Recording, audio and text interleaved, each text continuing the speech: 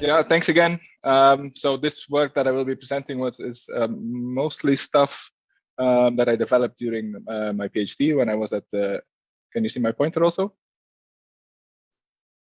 Yes, no?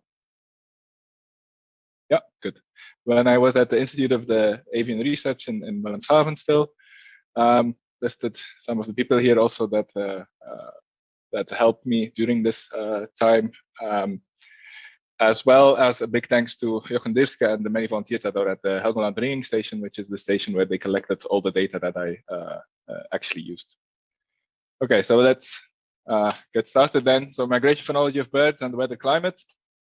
If you have a look on Google Scholar, with these words exactly, migration, birds, phenology, weather, you get about 20,000 hits, a bit more.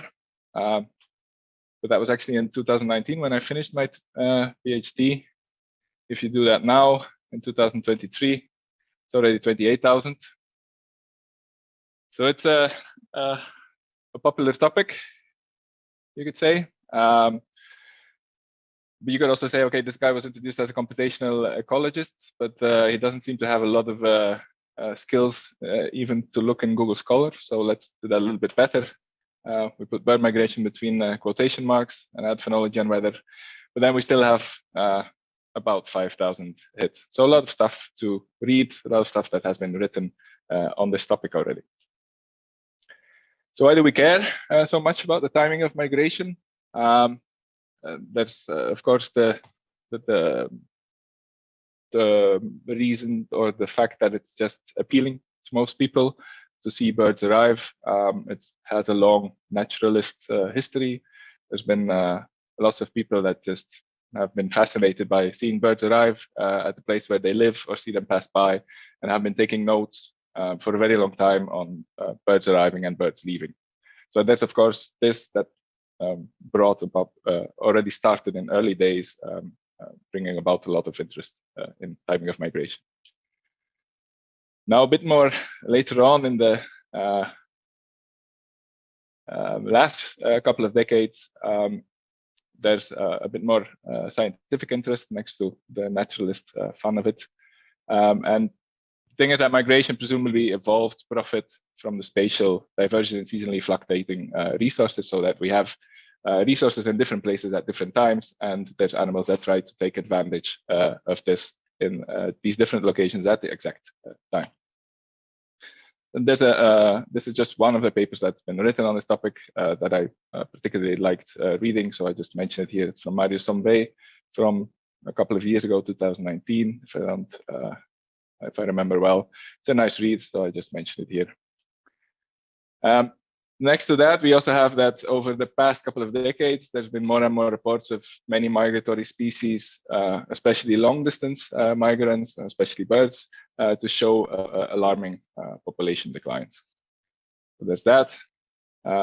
One of the key papers on this is the decline of, so this paper by Juliet Vickery. This is from 2014. There's been a couple of more recent ones, but this was like really a key paper that really launched, like, okay, we should start worrying about this a little bit more. And the driver behind all of this worry is, of course, climate change, which is spatially and temporally heterogeneous. And the question is, to which extent is this really also, next to other reasons, pushing on the populations of long-distance migrants? So the big question, if you're thinking about migratory timing, is then, are birds able to adjust their migratory timing sufficiently to keep track of these changing seasonalities in the different locations? And this then connects again to what's called the mismatch hypothesis, where you have a different change of a rate of change in the prey and the predator. For example, in birds, you could think of insects evolving, so moving their abundance more forward during spring than birds can. So they end up not having that much food available to them. A lot has been written on the mismatch hypothesis. It's still a very topic that's that is intensely researched.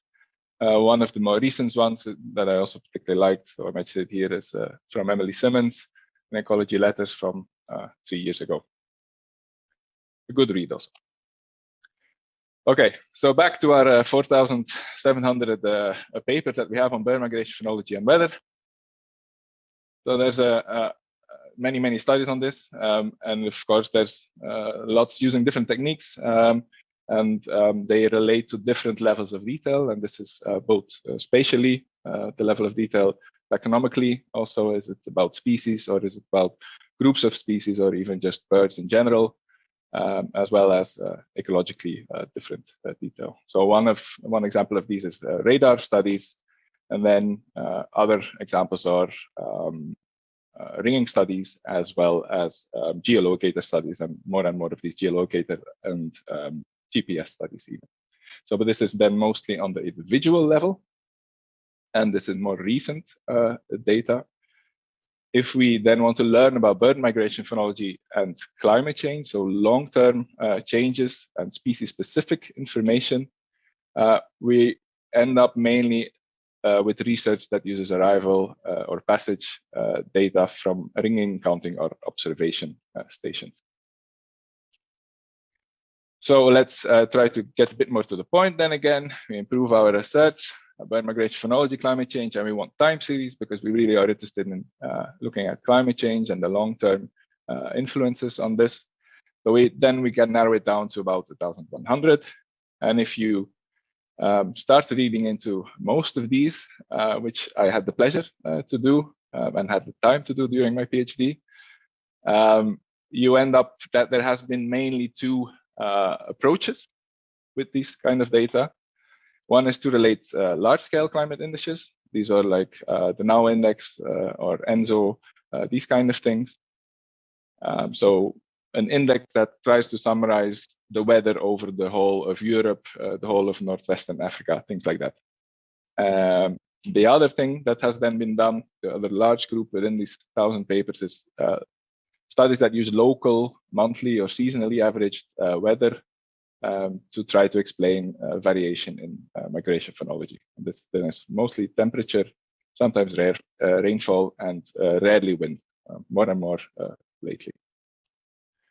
So just a quick word on this first approach, not much, because this is not core of this talk, but I just want to mention that most studies now point to that this was actually large-scale climate indices are not so useful to explain migration phenology, that there was a lot of misunderstandings, statistical misinterpretations during the studies. During my PhD, I also wrote, I did a meta-analysis on all that was published on the North Atlantic oscillation, which is one of the most popular ones for spring migration phenology for palearctic birds, and so for palearctic breeding birds. If you are interested to know a bit more, I just mentioned here, so you can have a closer look. But let's move forward to what we want to talk about here. So we have this local monthly seasonally averaged weather. There's a lot packed in there. So the local part, most often this means that people use the weather at the location where they recorded the migration, and that is then the arrival or the passage location. So imagine you are in Norway, in the north of Europe, and you are catching birds there, ringing them, and this is then what you use the local temperature from there to explain the variation between the different years that the birds pass by there. So if you think about this logically, most people agree that the birds were probably not reacting to weather conditions at the place where they are just passing by or arriving, but at the place of departure. So this is the wintering or non-breeding areas and stopover areas during their travel north or south. There's a very nice paper by Lack in 1960 that very nicely explains this with very nice words. But this is actually has rarely been illustrated. Most of the time people have just, for practical reasons, stuck to using local weather where they were recording migration. So the seasonal part then, most often this is predefined time windows, like the average of a month. For example, months during when they are at the non-breeding range, or more often even northern hemisphere spring months. Yet we do actually not know the exact time windows of weather influences. This has not been tested extensively. So it's just also again a practical approach to just use that instead of looking at, okay, what should we be looking at? So there might be time lags in effect, especially if you think of drought, precipitation, and also the effect of weather is thought by most researchers to go through indirect pathways, so through the food that they then eventually eat. So this will also inevitably have some delay, although it could also be that there are direct pathways, and it's also now being more and more researched. Is temperature higher, does this have a direct physiological effect? So weather, briefly, it's mostly been temperature, because this is just the most relatable if you talk about climate change. But climate change is not only temperature, there's also precipitation and wind changes. Precipitation and wind has been looked in sometimes, not so often, mostly temperature, and very rarely it's been multiple of these at the same time. So in a nutshell, there's been strong assumptions on these location, times, and types of weather that people have been looking at to explain migration phenology, so the arrival at the palearctic areas, or palearctic. But there's actually large uncertainties on the exact locations where birds are coming from. Oh yeah, and the time spent there. So just to give you an example on this, one of the reasons why people don't just pick a spot to use for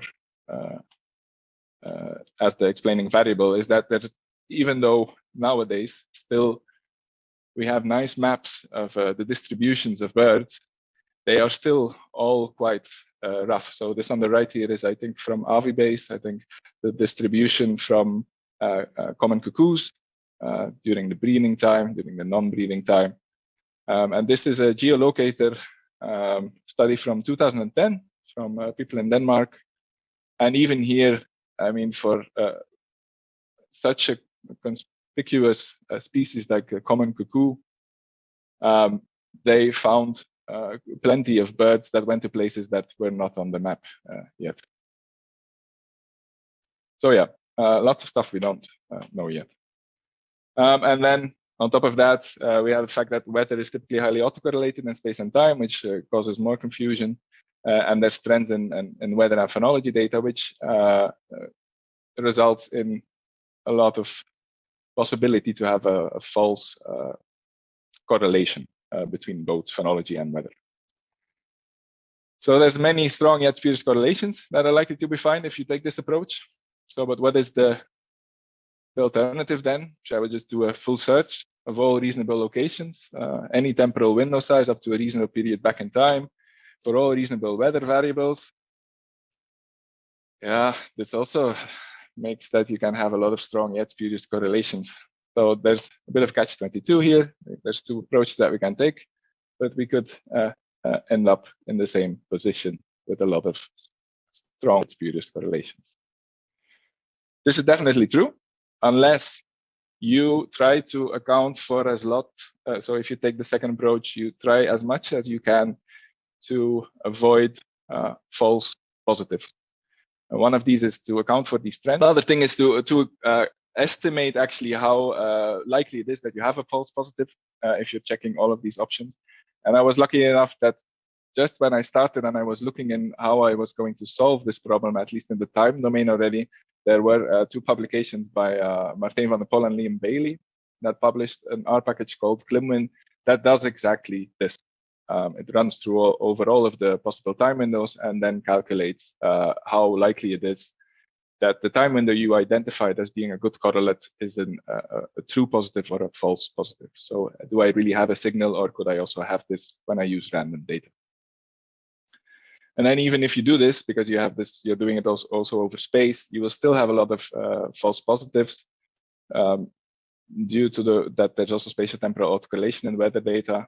And you need to take this into account into your interpretation of your results. So the first part is the input part. So it's very simple actually on input end. You just have phenology and you have weather data.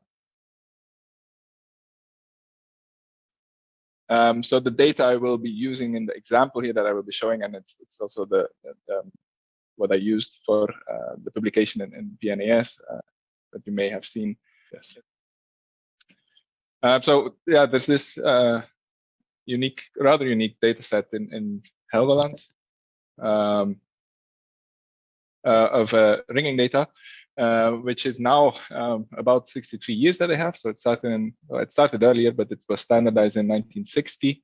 And they have been every spring and autumn, they are there in a standardized way, catching birds. So this rather unique migration phenology data set of on this island. It's both intra-European and trans-Saharan migrants, of course, but I will be talking about the trans-Saharan ones. So how does this look phenology-wise? So we have mean passage dates here. These are the years. It starts in 1960. And for every year, what I used in the analysis is just one dot per year. So it's the mean or the median for each year. So they catch of this common red star, for example, they caught birds around here, but I just used the mean or the median per year. You see that this is typical advancement of birds, common red star here. European pied flycatcher, also similar advancement. And another example, garden warbler, similar advancement. And it's mostly about 1 day per 5 years. So that's it for the phenology input. Then we have weather data that we put in there. We put air temperature, precipitation, and wind. And wind you can put in all sorts of ways, depending on how you theorize about that your bird will be influenced by winds. For this work, I went for the number of days that wind is going in the direction or coming from the island, from the spot that the pixel that I'm analyzing. And I did this for day versus night, so separately, because many of these are thought to be exclusively nocturnal migrants. So this is then gridded data that covers large parts of Europe and North and West Africa. This is from the NCP data set, which is a global data set that's available. And you can easily get to it with this ARC packaging in case you want to do something like this. Spatial resolution is about 2 degrees, depending on the variable, which means about 200 kilometers if you're at the equator. And this, the temporal resolution is daily data. So how does this look? So this is only for the European part, but it also continues here further down for the African part. So you have for temperature, wind, and precipitation, you have all of these pixeled data sets. So for each of these, you have values from now back until 1960. Goes back further, but I only used until 1960. So then the second step that happens in here, which is one of the most time-consuming part, but quite simple to analyze, to explain, is just that for each of these pixels that you see here, except the ones, well, that's a choice you can make. You can ignore the oceans if you want to. Depends a bit on what you're analyzing. But for each of these pixels, you calculate that you first find the best time window, the one that correlates best with the migration phenology here at Helgoland, using this Clement package that I mentioned before. And then you do the same for a couple of randomized versions of your weather data to have an estimate of how likely it is to be a false positive.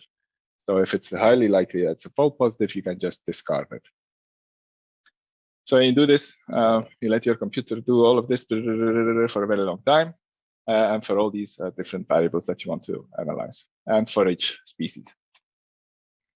This is the typical output that you get for each of these pixels then. And this is an example of where there is a best performing time window that performs better than you would get by chance. This is typically expressed here in these two probability values.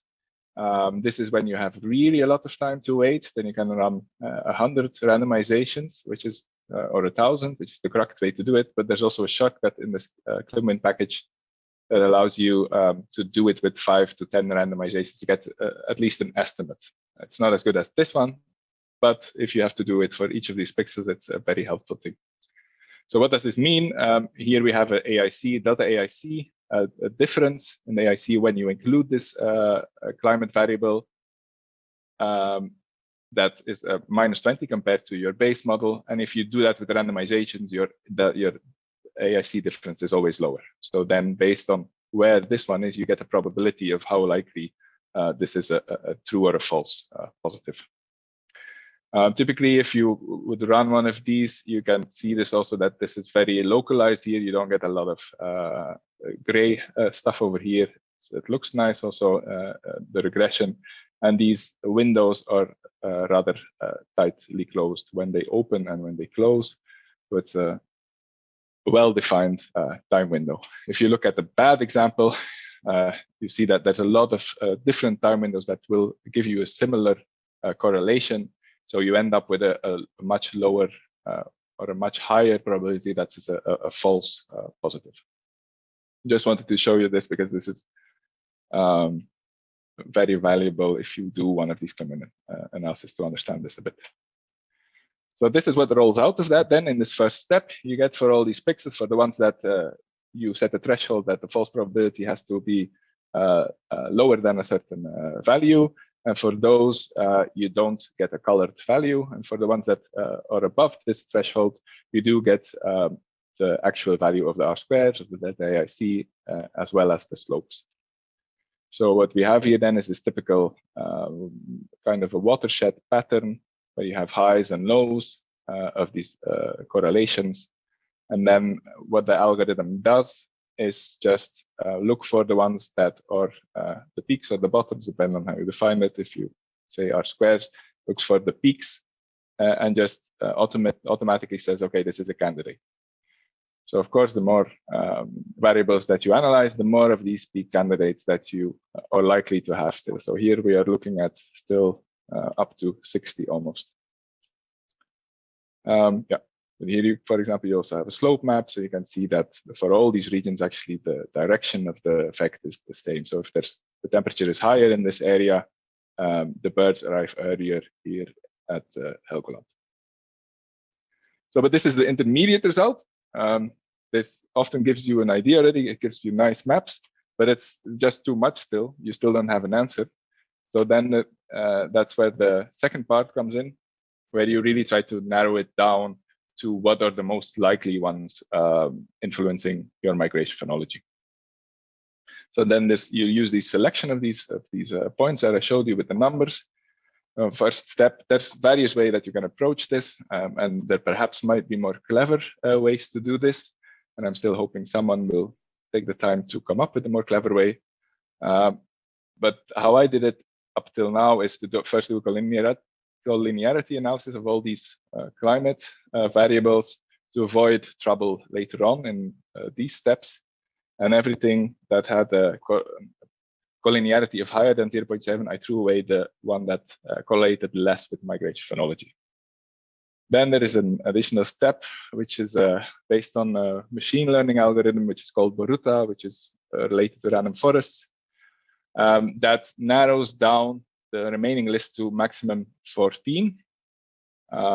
This is a quite efficient algorithm, and 14 is already a lot of influences, more than we can actually deal with.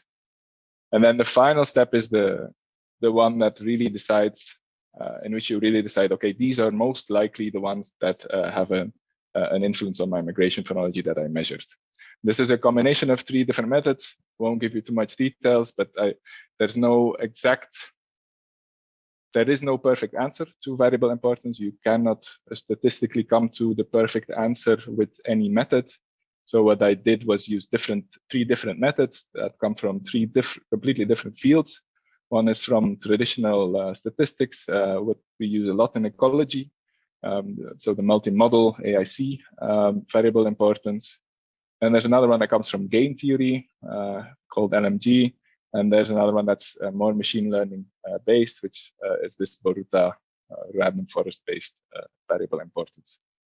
So, and then this taken together, you combine, you try to interpret, okay, what looks here like what is the most important one. In the best case scenario, they all 3 of them vote the the same ones to the top, and your problem is solved, which is the case if you have very good data.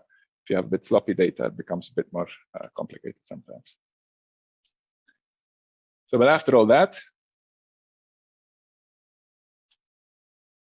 we then arrive to this time windows and locations that are likely to be related to our migration phenology. It says autumn here, but in this case, it's spring.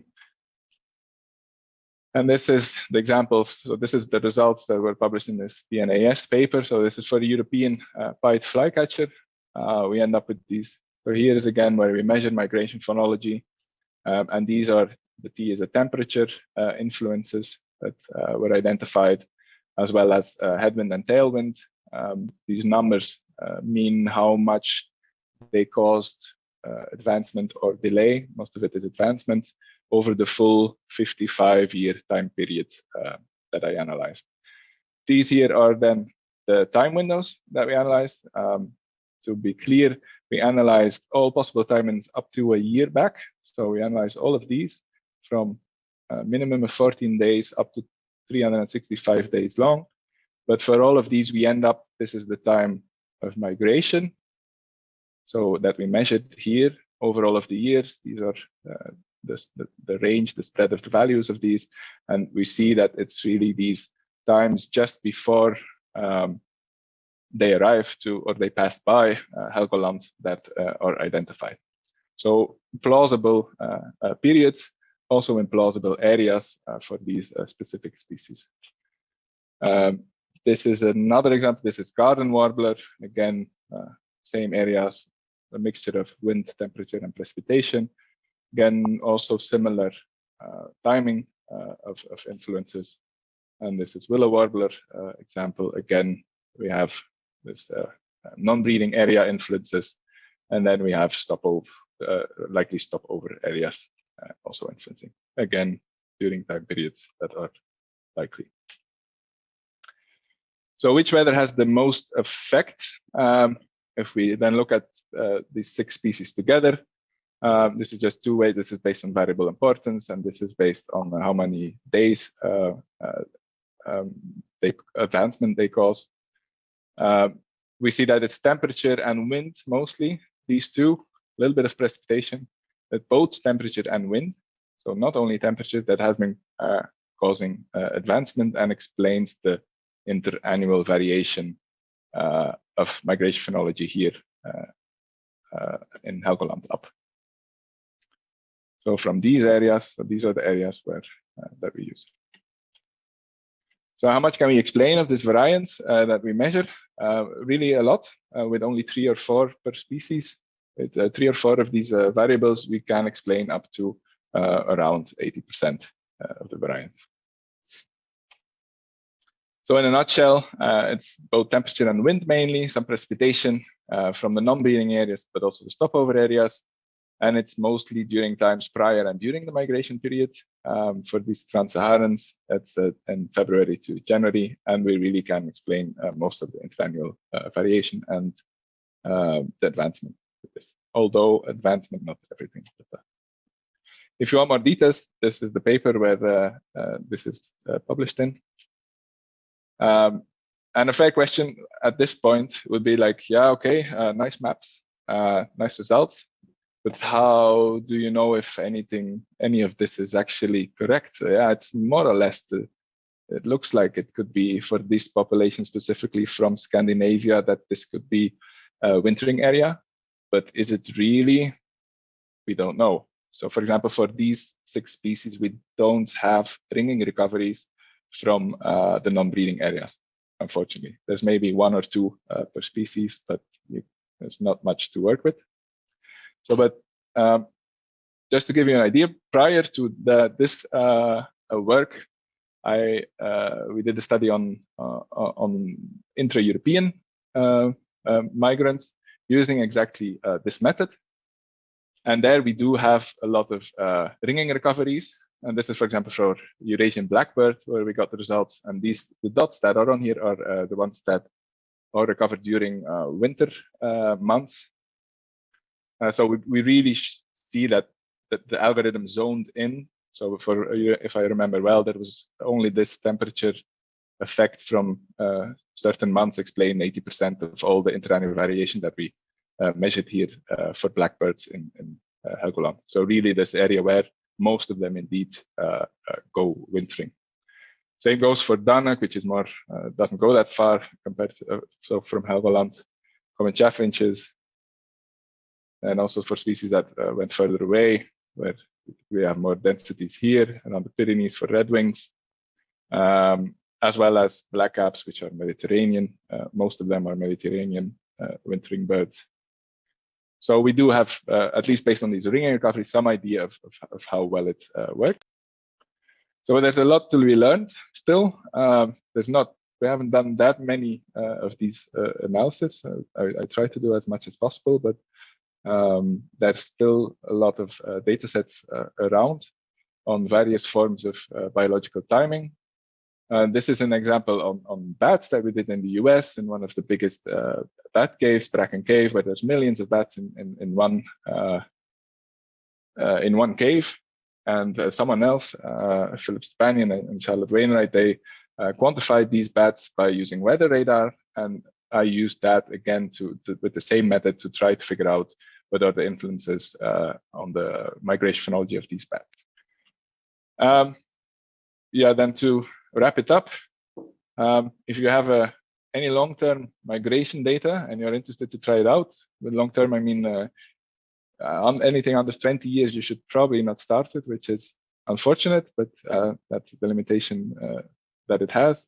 The code is available. You can just follow this link and you can have all of my R code on your available to you. If you want to try it out and it's you're struggling with the code, you do feel free to get in touch, and I will try to help you work through the processing and interpretation